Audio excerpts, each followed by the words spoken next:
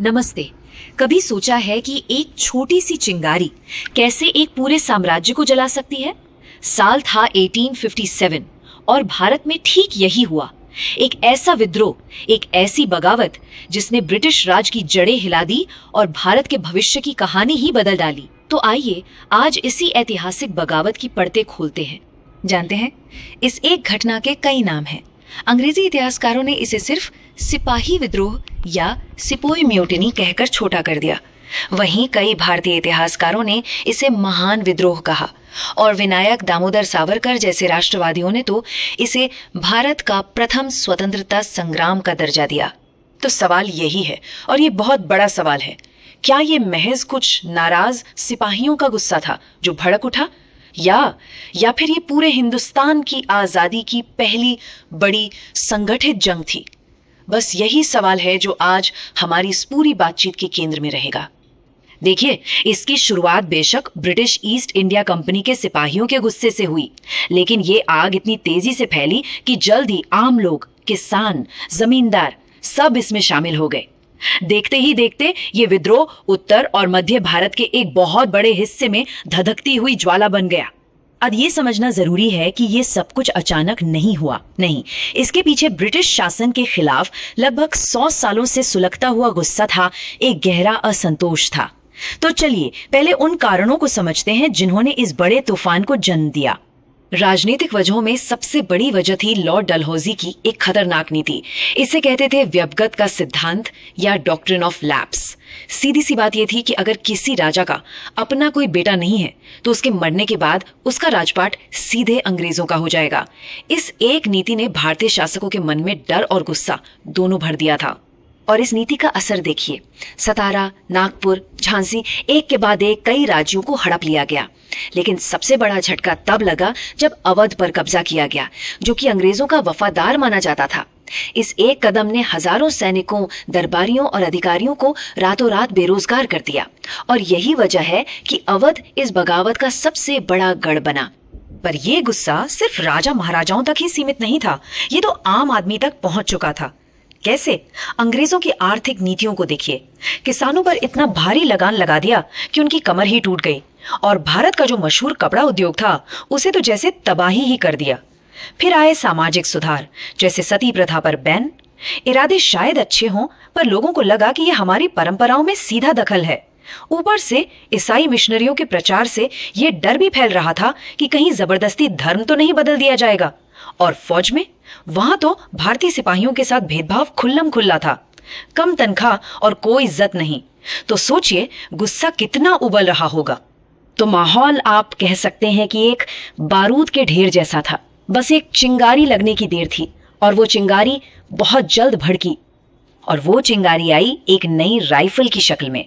नाम था Enfield rifle. अब हुआ ये कि एक अफवाह तेजी से फैली कि इसके कारतूसों पर गाय और सूअर की चर्बी लगी हुई है, और इन कारतूसों को इस्तेमाल करने के लिए दांतों से काटना पड़ता था। अब सोचिए, गाय हिंदुओं के लिए पवित्र है और सूअर मुसलमानों के लिए हराम। ये तो दोनों के धर्म पर सीधा सीधा हमला था। बस मार्च 1857 में मंगल पांडे ने इसी के खिलाफ आवाज उठाई। 8 अप्रैल को उन्हें फांसी दे दी गई और वो बन गए इस क्रांति के पहले शहीद। इस शहादत ने आग में घी का काम किया। और ठीक 1 महीने बाद 10 मई को मेरठ में सिपाहियों ने खुली बगावत कर दी। महान विद्रोह शुरू हो चुका था। इस बगावत की आग ने कई ऐसे नायक और नायिकाओं को सामने लाया जिन्होंने अपने अपने इलाकों में इस संघर्ष को एक चेहरा दिया, एक नेतृत्व दिया। चलिए इनमें से कुछ अहम चेहरों से मिलते हैं। और इन नामों में शायद सबसे चमकता हुआ सितारा है झांसी की रानी लक्ष्मीबाई। जब अंग्रेजों ने उसी व्यपगत के सिद्धांत का हवाला देकर उनके गोद लिए बेटे को राजा मानने से इनकार कर दिया और झांसी को हड़पने की कोशिश की, तो उन्होंने अपनी तलवार उठा ली। उनके ये शब्द देखिए, ये सिर्फ शब्द नहीं है, ये उस भावना को दिखाते हैं जो पूरे विद्रोह में फैली हुई थी। ये लड़ाई अब सिर्फ राज्य बचाने की नहीं थी, नहीं, ये आजादी और आत्मसम्मान की लड़ाई बन चुकी थी। और यही जज्बा हर विद्रोही नेता के दिल में जल रहा था। विद्रोह के जो मुख्य केंद्र थे उनमें लखनऊ, कानपुर, झांसी और बिहार शामिल थे। लखनऊ में बेगम हजरत महल ने कमान संभाली, तो कानपुर में नाना साहिब ने मोर्चा खोल दिया। झांसी में तो वीर रानी लक्ष्मीबाई थी ही, और बिहार में 80 साल के कुंवर सिंह ने अंग्रेजों के दांत खट्टे कर दिए।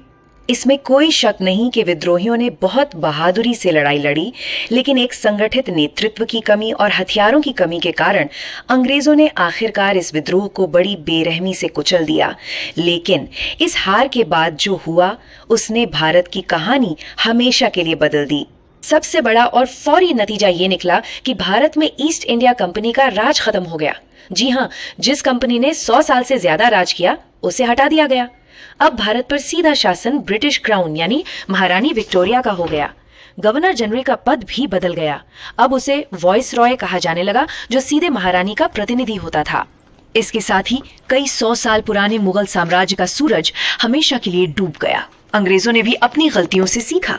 उन्होंने भविष्य में ऐसे विद्रोह को रोकने के लिए व्यक्तिगत के सिद्धांत को खत्म कर दिया, लोगों के धार्मिक मामलों में दखल न देने का वादा किया और सेना का ढांचा इस तरह बदला कि फिर कोई भारतीय सिपाही बगावत की हिम्मत न कर सके। और शायद यही इस पूरी कहानी का सबसे बड़ा नतीजा है। 1857 का विद्रोह भले ही फेल हो गया हो, लेकिन इसने पहली बार अलग अलग इलाकों और धर्मों के लोगों को एक साझा दुश्मन के खिलाफ एक हिंदुस्तानी के तौर पर खड़ा किया। इसने भारतीय राष्ट्रवाद के वो बीज बो दिए जिनसे 90 साल बाद आजादी का पेड़ उगा। और ये हमें हमारे उसी शुरुआती सवाल पर वापस ले आता है, तो क्या 1857 की ये लड़ाई एक हारी हुई जंग थी, या ये आजादी की उस लंबी लड़ाई का पहला जरूरी अध्याय था? शायद इसका जवाब इस बात में छिपा है कि हम इतिहास को किस नजर से देखते हैं।